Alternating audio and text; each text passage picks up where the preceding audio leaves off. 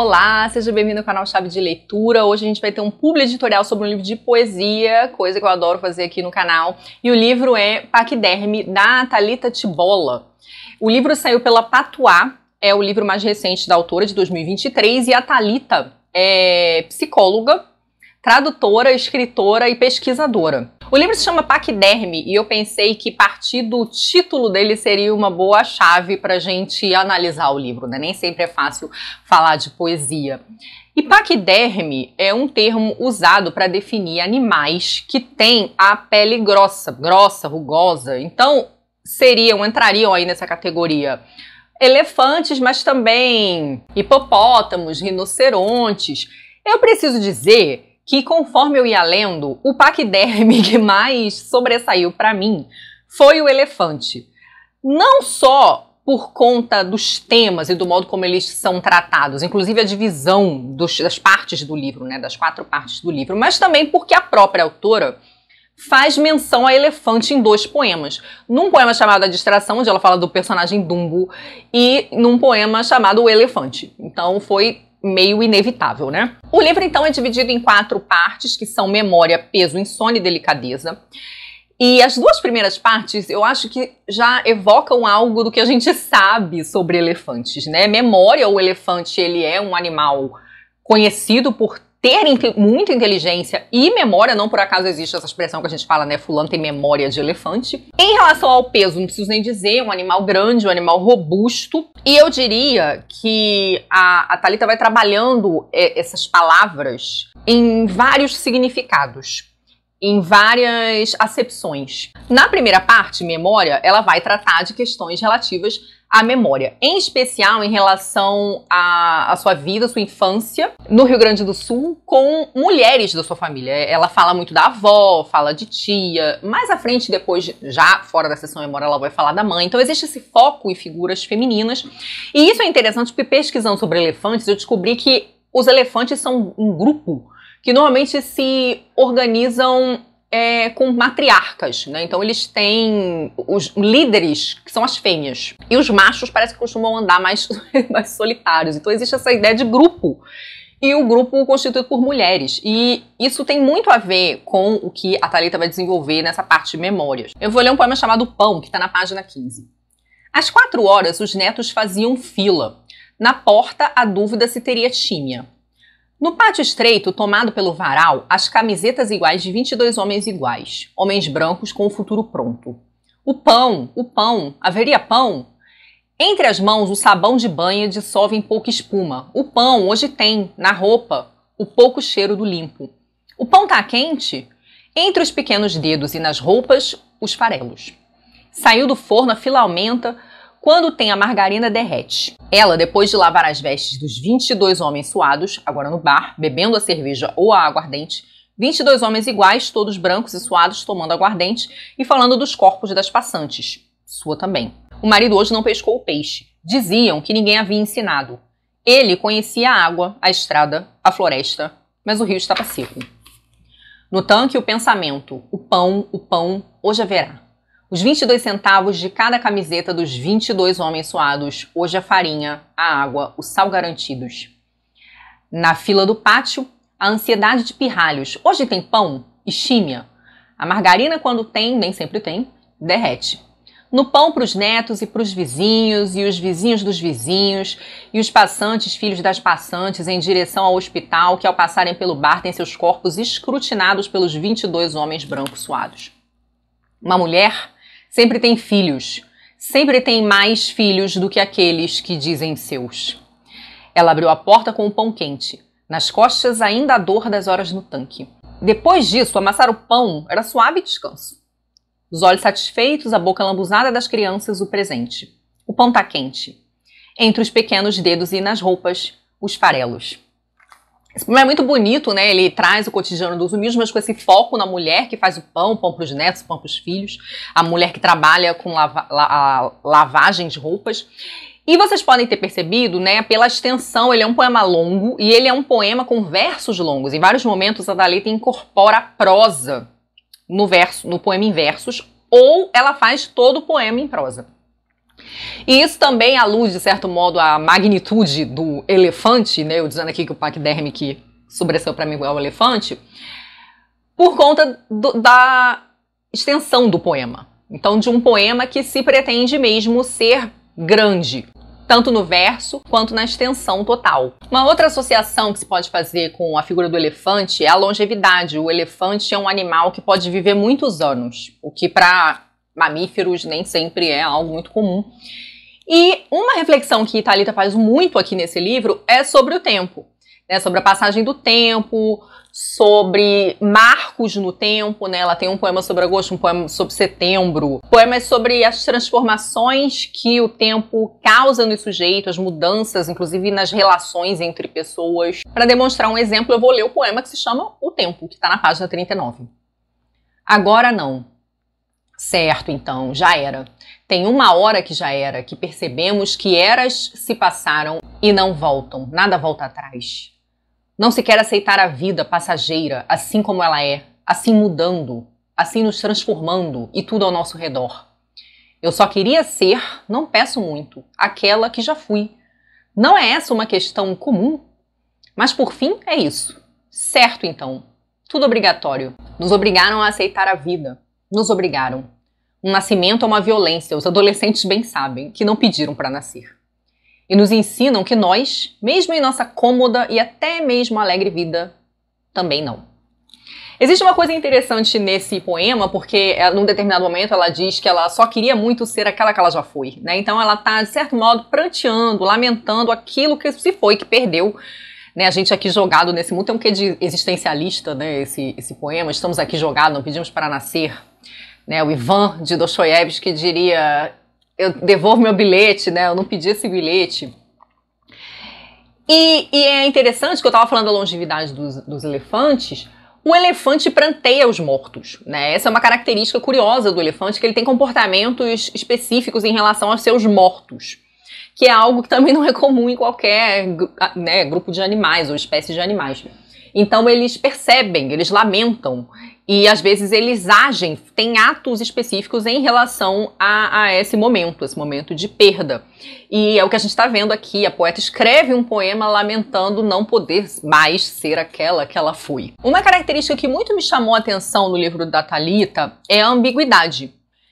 E se a gente for pensar no título do livro, isso também é interessante, porque se em vários momentos o livro me faz lembrar mais dos elefantes, inclusive pela presença dos elefantes no conteúdo, né, no tema dos poemas, paquiderme é uma palavra que no português é utilizada para se referir a pessoas de pouca inteligência, ou seja, o contrário do elefante. Então você tem essa palavra que acaba admitindo, né, essa riqueza das palavras, admitindo e até os seus contrários. No poema que eu vou ler para vocês, que tem a ver com o elefante, a gente vai ver exatamente essa ambiguidade, uma ambiguidade que surpreende a poeta. O poema se chama Distração. E ela diz assim, quando pequena eu gostava do Dumbo. Lembro que riam dele, que ele era diferente, melancólico, desengonçado, riam porque era frágil. Então eu me compadecia, eu só não lembrava que ele voava. Então tem essa questão do Dumbo, né, aquele elefantinho do filme da Disney, que ela se compadece da sua fraqueza, né, do fato de ele ser melancólico, desengonçado. Ela se compadece tanto dessa fraqueza que ela não percebe que ele tinha uma vantagem, que era o fato de ele voar. Ou seja, ele tinha algo ali nele que era, na verdade, uma qualidade, uma vantagem. Falando agora um pouco das partes do livro, né, como eu falei, a primeira tem a ver com memória, a gente leu um poema já referente a isso, e ela vai, de fato, falar dessas memórias de familiares e de infância, principalmente. E em peso, a gente pode dizer que ela vai tratar dos grandes temas. Eu gosto de como o elefante aparece aqui no livro da Thalita também como uma espécie de imagem mental. É como se fosse uma imagem que lhe aparecesse quando ela reflete sobre as coisas, sabe?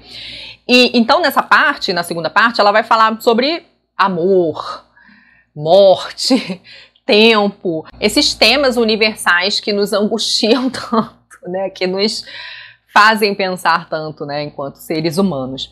E insônia, então, ela vai falar de certos incômodos. Aqui a gente percebe uma presença da experiência da pandemia. No Colofão, ela vai contar pra gente que boa parte desses poemas foram escritos durante a pandemia de Covid-19. Essa é uma parte que me parece ter aquelas reflexões típicas que a gente tem quando perde o sono.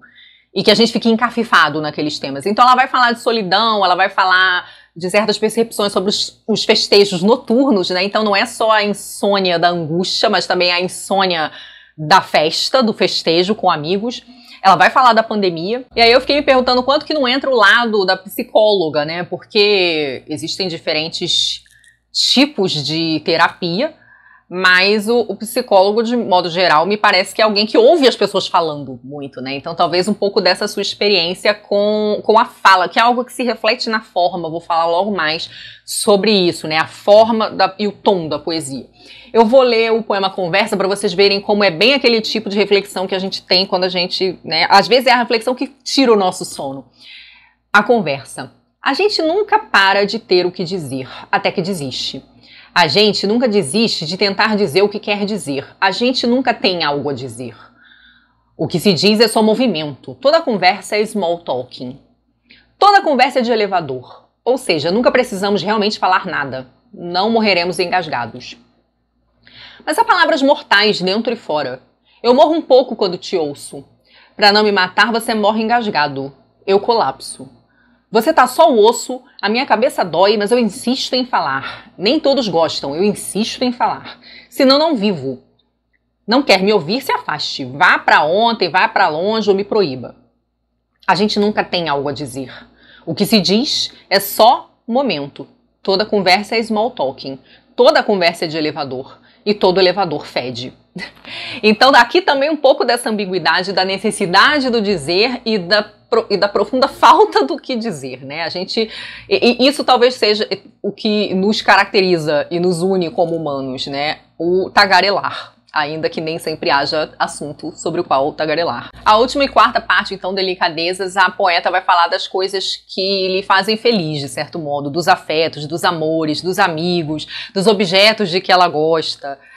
É essa parte de um certo apego e o que me fez lembrar, como eu falei pra vocês, a questão dos elefantes prantearem, né, os seus mortos, de certo modo, lamentar, terem um ato que anuncia algum tipo de lamento. Para refletir essa parte, eu escolhi um poema cuja escolha tem algo também de muito ambíguo. O poema chama O Sono. Quem me conhece sabe que eu me interesso muito por esse assunto, sono e sonhos. É um assunto que me fascina. Mas ela vai dizer algo aqui, ela vai traduzir uma experiência que é muito diferente da minha, que é de gostar de dormir na casa dos outros, coisa que eu não gosto, e também de ter um certo afeto por pessoas bêbadas, coisa que eu também não tenho. Eu não tenho muita paciência com bêbado. Amigos bêbados, me perdoem, eu não tenho paciência. Enfim, inclusive porque eu sou uma pessoa muito pouco tolerante com bebida, passo mal, né? Atualmente eu passo muito mal, porque é por causa de uma questão aí de saúde. Então, você fica lá sóbrio e não acha nenhuma graça no que todo mundo tá achando graça. Enfim, um saco. Mas isso também é um pouco da minha chatice, eu admito. E aí o poema diz assim: eu adoro dormir na casa dos outros acordados como um fantasma. Adoro dormir enrolada enquanto há pessoas em volta, envoltas pelo álcool. Adoro dormir e acordar do sono e continuar a ouvir os cantos que me embalam. Adoro dormir, acordar, proferir uma frase e readormecer. Adoro as pessoas rindo de mim ao redor. Adoro como as pessoas bêbadas cantando sabem cuidar. Sinal muito bonito, né? Como as pessoas bêbadas sabem cuidar. E talvez seja verdade, e eu não fui talvez capaz de compartilhar dessa doçura, dessa ternura etílica, mas o poema é muito bonito, e a ponto de que me convence. Os poemas de Paquiderme têm tom notadamente coloquial, intimista. Existe essa ideia, me parece, em vários momentos, de uma conversa entre amigos, de uma longa conversa, de uma conversa de pessoas que já têm muita intimidade, de confissões, de desabafos. Então existe essa tendência ao caudaloso, ao verso longo, à coloquialidade, e há bastante marcado o uso da segunda pessoa, ou seja, o eu poético se refere a alguém, ele está falando com alguém, como numa conversa mesmo, né? Então há uma interlocução, essa interlocução pode ser conosco, os leitores, mas pode ser também com uma pessoa específica ali, que está sendo evocada para a poesia. O livro, enquanto obra, também reforça essa ideia ambígua de que eu falei no início, pelo sentido de que ele se chama paquiderme, a maioria dos paquidermes é grande, ainda que não seja um elefante, mas o livro tem 39 poemas, e eu adoro coletâneas pequenas, adoro. Para mim, 40 é um número ótimo para uma coletânea de poemas. Eu não gosto de coletâneas extensas, eu gosto de livro de poema que eu consiga ler todo de uma vez. Eu lembro do livro com melhor, né? Eu acho que ele soa mais coeso na minha cabeça, porque eu consigo relacionar os poemas entre si, memorizar melhor o livro. Não memorizar no sentido de decorar, né? Minha memória não é tão boa assim, mas a ideia de você lembrar do livro como um todo.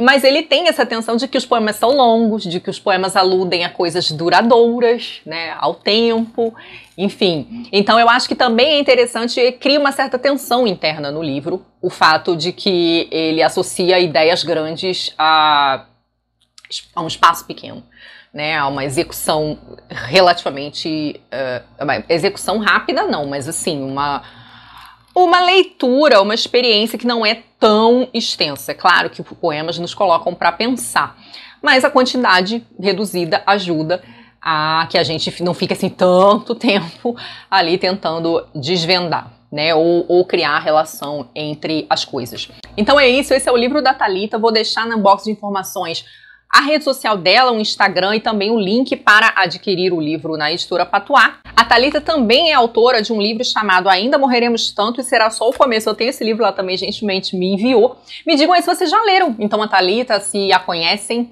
E muito obrigada sempre pela companhia, muito obrigada aos apoiadores e membros por apoiar meu trabalho. Um beijo grande, até a próxima. Tchau.